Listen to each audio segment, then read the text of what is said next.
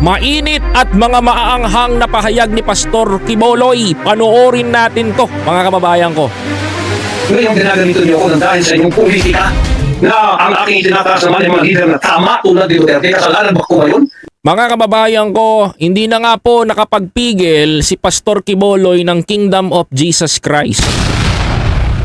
Sa mga hindi po nakakaalam kay Pastor Quiboloy, siya po ay matalik na kaibigan ni dating Pangulong Rodrigo Roa Duterte sa Davao, mga kababayan ko. Dahil nga po ang simbahan na itinayo ni sa Kingdom Nation nito ni Pastor Quiboloy ay nakabase po sa Davao. Sa mga hindi nakakaalam, mga kababayan ko, unang bungad pa lang po ng video na to, mga kababayan ko, hihimayin na kagad natin, mga kababayan ko, dahil sa mga kanyang binitawang expose patungkol sa mag-asawang Marcos, mga kababayan. Kaya huwag niyong kakalimutan na i-like at mag-comment dito sa video na to.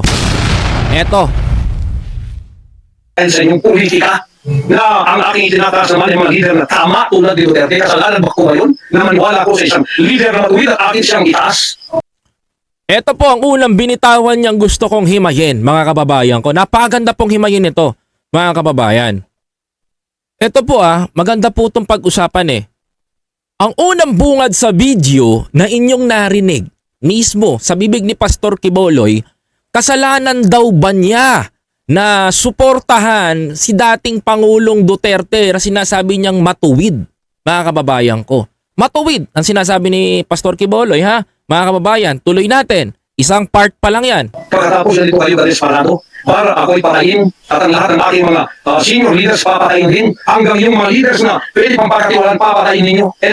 At ito po yung accusement niya na siya daw po ay gugurgurin, mga kababayan ko. Well, pauna, sagutin natin.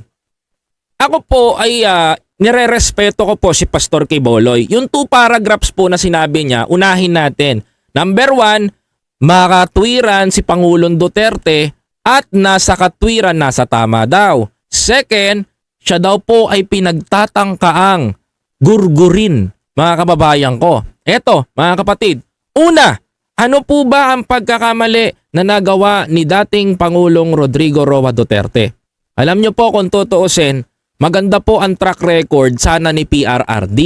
No? Maganda po sana na graceful exit siya sa Malacanang. Tama po ba? Umalis po siya sa loob ng palasyo, mga kababayan ko, ng maayos. Opo, ng maayos. Kailan po ba nagkagusot ito? Unahin ko po Kailan po ba nagkagusot ito si PRRD?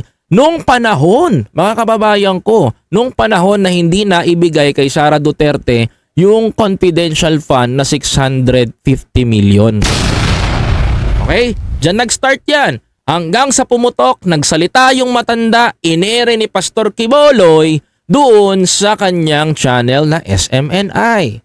Dahil nga sa pagkakatwiran, dahil sa sobrang tiwala ni Pastor Quiboloy, dahil kaibigan niya nga si PRRD, para sa kanya ay matuwid, mga kababayan ko. Ngayon po ba, mga kababayan, nagiging matuwid po ba kung lalaban ang dating Pangulo sa ating gobyerno? Mga kababayan ko?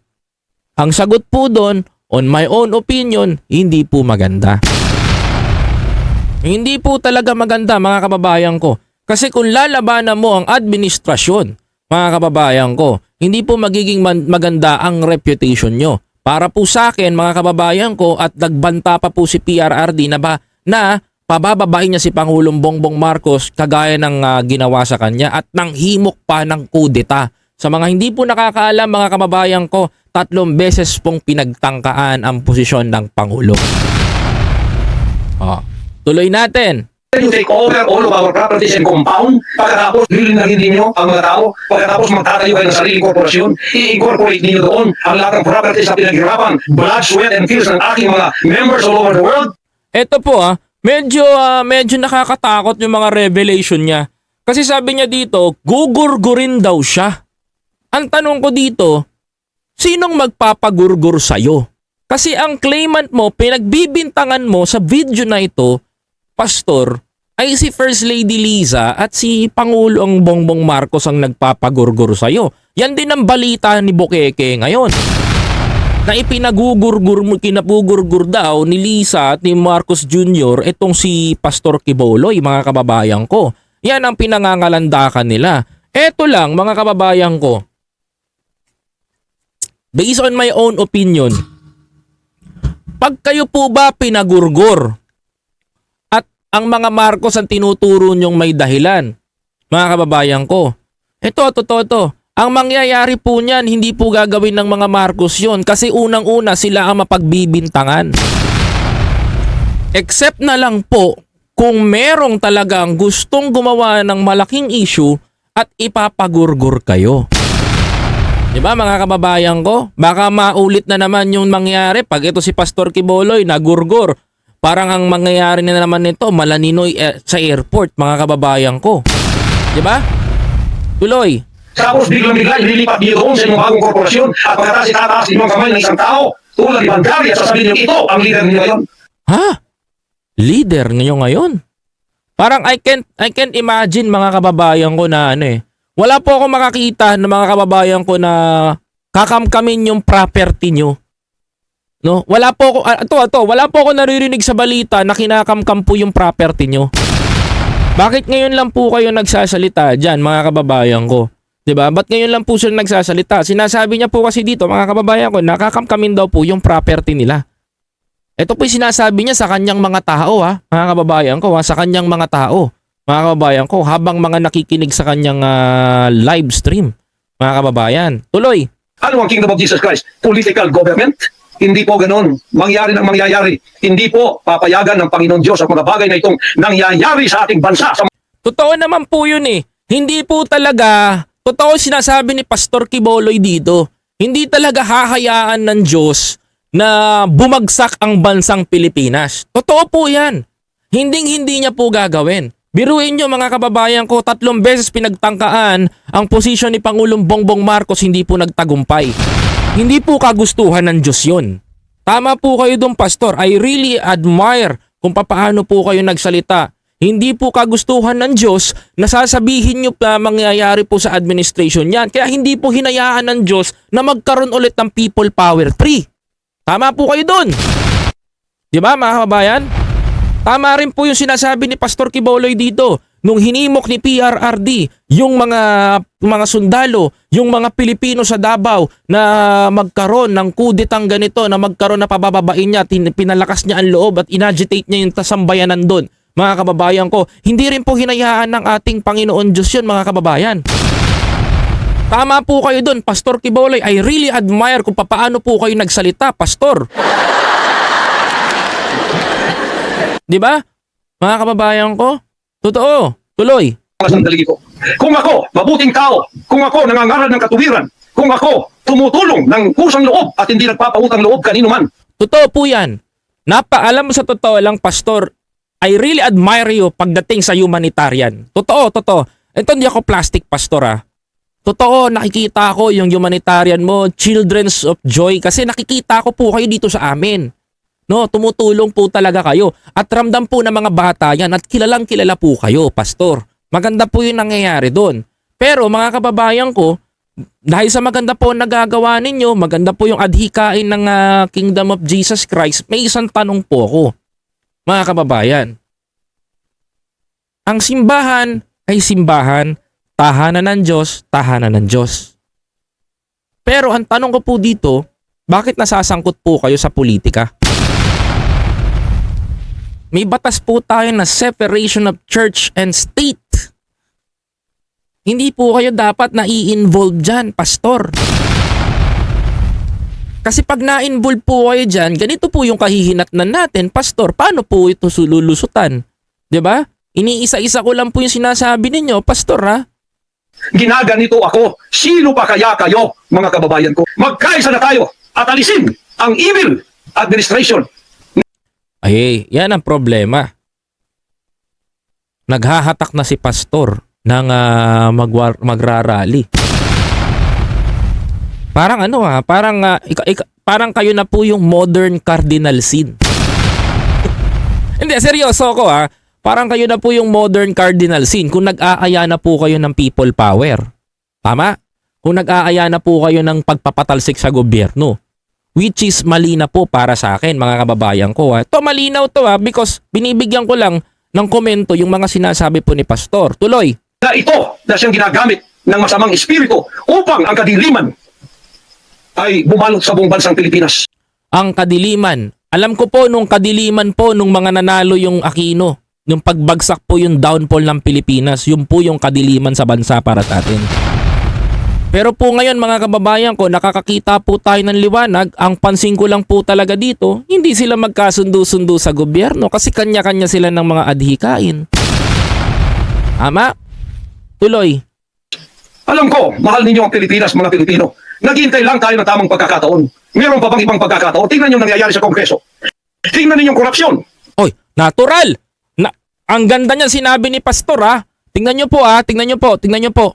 Pastor maano ko lang maano ko lang Tama po yung sasabi nyo. Tingnan nyo yung nangyayari sa Kongreso, tingnan nyo yung nangyayari sa Senado. Tingnan nyo po Tingnan nyo po. Mahal ninyo ang Pilipinas, mga Pilipino. Totoo po, mahal natin ang Pilipinas, Pastor. Naghihintay lang tayo ng tamang pagkakataon. Naghihintay po tayo ng tamang pagkakataon. Meron pa bang ibang pagkakataon? Tingnan nyo yung nangyayari sa Kongreso. Nangyayari sa Kongreso, Tingnan ninyo yung korupsyon. tingnan nyo ang korupsyon. Totoo po yan. Kaya po pala, nung naupo si PRRD, yung anak po niya na congressman noon, nakakuha ng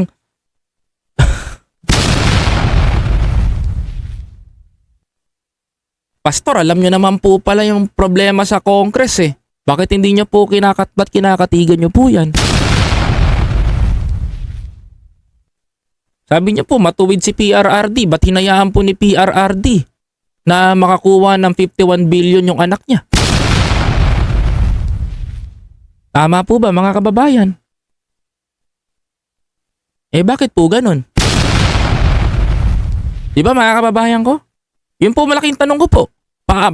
Kung alam niyo po may korupsyon sa loob ng Kongreso, dahil sinasabi niyo po korupsyon sa Kongreso, korupsyon sa ganito, bakit nung nakaupo si PRRD, hinayaan niya yung anak niya na makakuha ng 51 billion sa Kongreso? Tama po ba?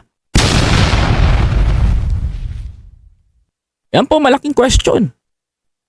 Tama po kayo doon, Pastor. At least sa bibig niyo po nang galing. Yan po ang aking sagot doon.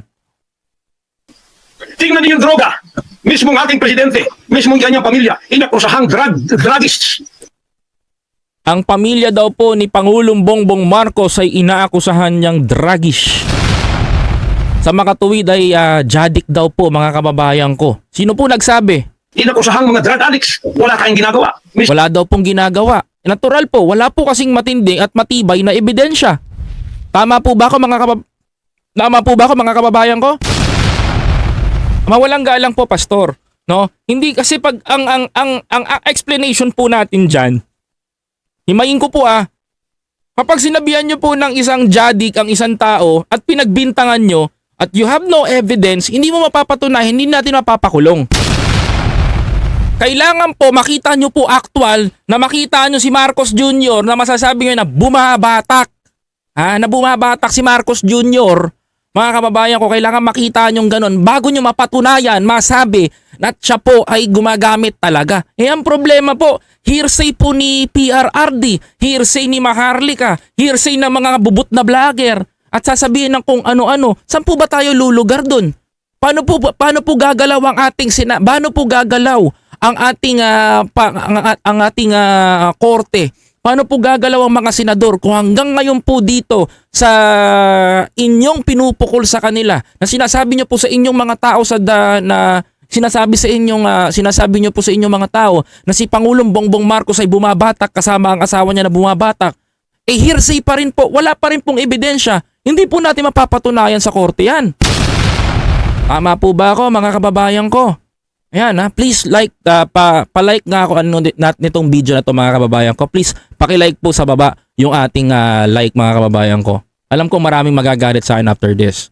Tuloy. Mismong Pangulong Duterte na nagsabi niyan. Mismong naririnig natin araw-araw. Kung si Pangulong Duterte nga po nagsabi noon, ang problema nga po, dati na siyang presidente. Mga kababayan ko, PIDEA hindi niya napatunayan na talagang adik si Pangulong Bongbong Marcos. Mga kababayan ko. Second, mga kababayan ko, sinabihan niya bumabatak. drug addict si PBBM. Until now, wala siyang maipatunay. Ano po ba ang record ni PRRD na madalas po na nagsisinungaling? Napakaraming beses po sa media. Kaya nga po ang biro nga po namin, mga kababayan ko, mukha pong kailangan ng translator nito ni PRRD. Tama po ba ako, mga kababayan ko?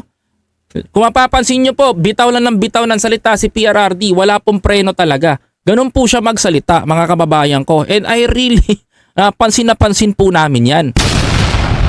Now, paniniwalaan ko po ba yung sinabi ni PRRD na drug addict si Marcos Jr.? Eh mga kababayan ko, until now, tentative po yun because they have no evidence. Pinaputok nila may pulburon. Until now, wala pa rin pulburon. Saan kami lulugar? Saan namin nahanapin yung pulburon? Di ba mga kababayan ko? Saan namin titignan yung pulburon? Di ba? Kasi kung talagang sinasabi nyo na drug addict si PBBM, mga kababayan ko, edi patunayan nila, patingin ng pulburon video. Kung talagang hawak nila, mga kababayan ko. Kasi magsisinungaling si PRRD, magsisinungaling si Maharlika, and until now, pastor, paparatangan nyo naman din without evidence. Eh maglabas po kayo ng ebidensya, mga kababayan, ganun po kadali yun. Ang akin lang po dito, wag natin bilugin yung mga taong bayan eh. Kasi pag binilog natin ang taong bayan sa mga salitang ganyan, medyo hindi po, nakakababa po ng moral. Ako po kinabibiliban ko po kayo bilang evangelist kasi sa lahat ng evangelist, mga kababayan ko, kayo lang po nagtagumpay sa lahat. Biruin nyo buong mundo nakamit ninyo. Diba mga kababayan ko? At kung bakit kayo tinabanatan ng ganyan ng Amerika, because alam kong magaling po kayo. Pero wag po sanang ganito sa paraan na ganito, pastor. Durugista siya. Pagkatapos, kami pa ngayon ang inaapi-api. Nakaupo dahil may kapangyarihan. Kami ngayon ang liligwakin nila. Bakit? Yung panahon po ba ng di ba niligwak nyo rin po yung ABS-CBN? Nagtulong-tulungan nyo rin po. Alam mo po kung bakit nagkaroon ng news ng balita ang SMNI? Evangelist lang po dapat talaga sila. Bakit po ba nagkaroon ng news, mga kababayan ko? Inutos po kasi ni PRRD that time na yung mga tele-evangelist kagaya Net25, UNTV, ayang Sunshine Media Network, SMNI, mga kababayan ko, na magkaroon ng mga balita dahil dun magbablast ng mga balita si PRRD laban dun sa mga malalaking media corporation na inaapi-api ang gobyerno. Pero style ni PRRD noon, tuloy. Hindi ba yan karumadumal sa harap ng ating Panginoon Diyos? Hindi ba yan ay isang pamamahalang hindi tama? Si Nebukadnezar, pinakain ng damot, ginawa siyang hayop. Opo, pagdating sa Bible. Ang kanyang anak si Belshazzar, nakakita ng handwriting on the wall. Tapos nawalan ng kaharian. Inalis ang kaharian sa kanya at ibinigay kung sino ang magiging matuwid na haharap sa Panginoon Diyos. Ayan, based on Bible na to ha. Anong tingin ninyo sa akin bilang pastor? Demonize. Ang reputasyon ko pinagsisira. Pastor, Actually, hindi mo pwedeng i-blame it sa government eh. Sa totoo lang, hindi mo pwedeng i-blame sa government na nasira yung pangalan mo, demonize ka because of your image as a pastor. Ganito kasi yan, pastor, to be honest, no? To be honest, alam ko magaling po kayo mag-preach at mag-evangelist. But suddenly, pastor, ako po, opinion ko lang po to, sana po tanggapin ninyo. Medyo sumobra po kasi kayo ng hangganan. Opo sa totoo lang, pastor, dahil lang sa pagsuporta nyo kay PRRD, pinaniwalaan nyo na nag-a-addict si Bongbong. Hindi man lang kayo nag-imbestiga. Dahil sa paniniwala nyo kay PRRD, pinaratangan nyo sa live stream dito. Dahil sa sobrang bilib nyo sa kaibigan ninyo, sa best friend ninyo, nakalimutan nyo po atang pastor po kayo na dapat po kayo ay gumigitna sa lahat ng bagay. Bakit po ba kayo nasisira sa pangalan, pastor? Ito, payo ko po ito. Sana po pakinggan nyo. We meet at Davao and I really admire you. That is my blessed day, to be honest. Nung nagkita tayo sa Davao, pastor. Pero, ang akin po dito, hindi po na kayo dapat makialam sa problema ng pampolitika na dapat nyo pong gawin. Tignan nyo po tignan nyo po, kung iahalin tulad nyo po, mga kababayan ko. Kung iahalin tulad nyo po, si kapatid na, for example, kapatid na Eduardo B. Manalo, nakikialam ba sa politika?